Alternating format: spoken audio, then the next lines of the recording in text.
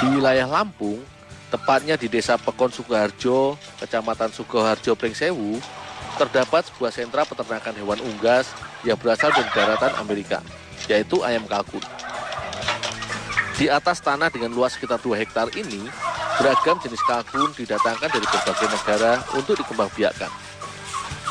Sebagai upaya domestifikasi, atau tepatnya menjadi salah satu produk ayam kalkun jenis lokal yang unggul. Perjalananku di Lampung kali ini tidak sekedar membantu tentang budidaya ayam kalkun, melainkan juga belajar membuat produk olahan dari daging unggas yang dikenal akan suaranya yang cukup khas. Ayam kalkun dikenal sebagai hewan yang tidak memilih makanannya. Namun agar kalkun dapat tumbuh baik dan besar, tentunya diperlukan asupan vitamin serta nutrisi yang baik. Salah satunya makanan dari sayur atau dedaunan seperti daun murbei yang juga ditanam dari kebun yang berada di wilayah peternakan.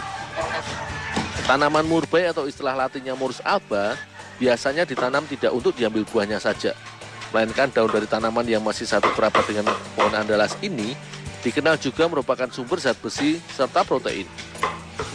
Tak heran jika daun murbei yang seringkali dijadikan pakan bagi ulat sutra ini juga menjadi asupan nutrisi yang baik untuk kalkun atau unggas lainnya.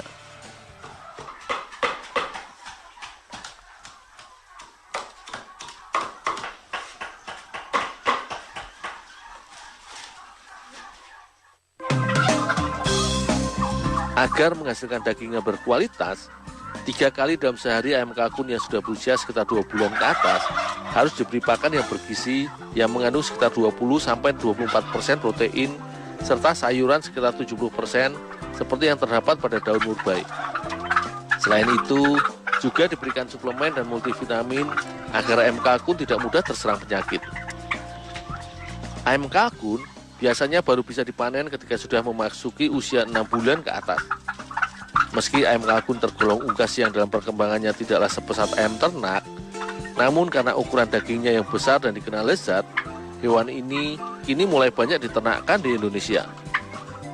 Selain itu, daging kalkun juga dikenal memiliki kandungan gizi yang baik bila dikonsumsi oleh tubuh, karena lebih rendah kolesterol bila dibandingkan dengan daging ayam dan 2 kali lipat lebih rendah dari daging sapi.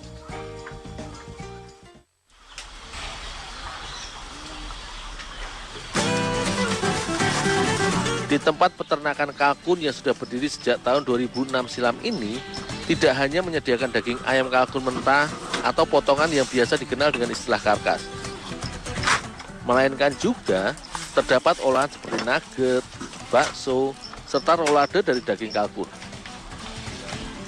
Kali ini, aku membantu Ibu Irna untuk membuat salah satu olahan dari daging kalkun di sini, yaitu rolade kalkun.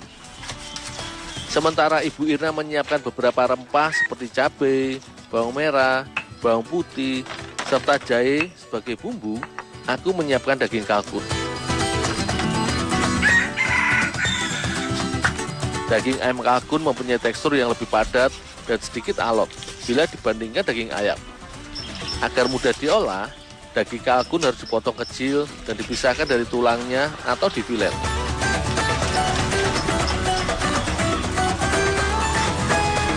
Untuk membuat rolade kalkun, selanjutnya daging kalkun yang sudah terpisah dan menjadi potongan kecil digiling sehingga tekstur daging halus dan lembut.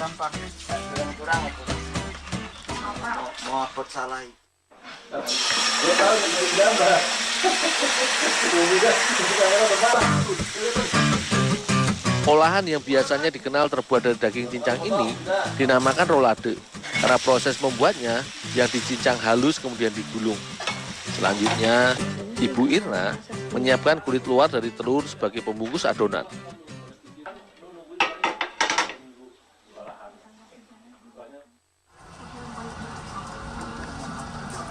Ini telur dadarnya ya, Bu? Oh, ya, Bu.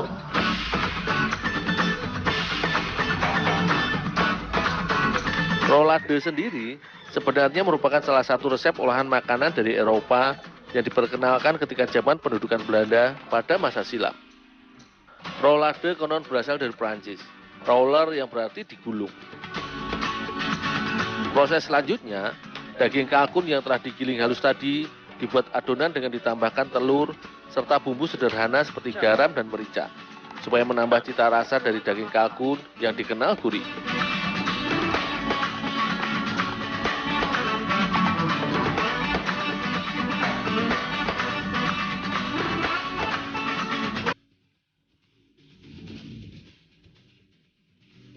Setelah adonan tercampur rata, selanjutnya adonan dipadatkan dan digulung dengan dibungkus daun pisang supaya adonan tidak hancur saat dikukus nantinya.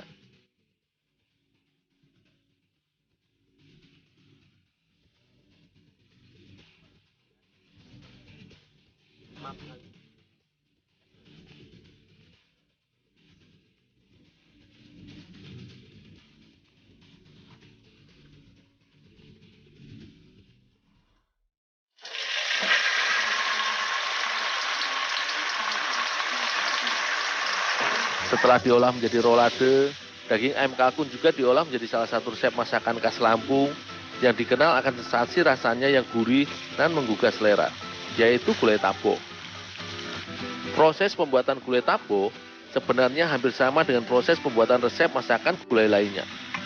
Awalnya, bumbu rempah seperti cabai, bawang merah, bawang putih yang telah dihaluskan, ditumis bersama jahe dan serai, serta daging kalkun hingga harum dan bumbu sedikit meresap.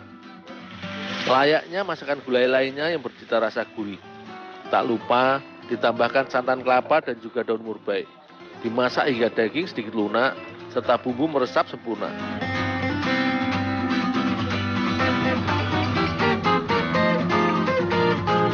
Sementara Ibu Ina menyiapkan masakan gulai taboh, aku menyelesaikan resep olahan rolade dengan mengukus adonan hingga matang.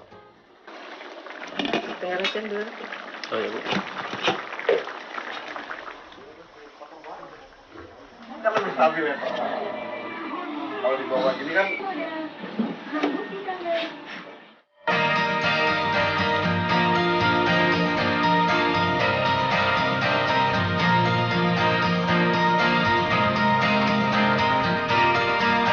Menikmati makan siang dengan menu rolade kalkun dengan kuah dari gulai taboh setelah membantu mengurus peternakan menjadikan lelah seolah terbayar sudah. Daging ayam kalkun yang gurih dan lembut ini terasa semakin istimewa dengan tambahan siraman bumbu gulai yang segar. Masakan gulai taboh dan rolade ayam kalkun ini sangat pas disantap bersama keluarga dan para kerabat. Daging kalkun termasuk dalam kategori daging putih yang kaya akan nutrisi seperti protein dan zat besi. Selain itu, daging kalkun, kandungan lemak dan kolesterol pada daging kalkun cukup rendah. Bahkan berdasarkan penelitian di Amerika Serikat, anak-anak dalam masa pertumbuhan dianjurkan mengkonsumsi daging kalkun ini karena baik untuk membantu menjaga kesehatan jantung serta sistem kekebalan tubuh.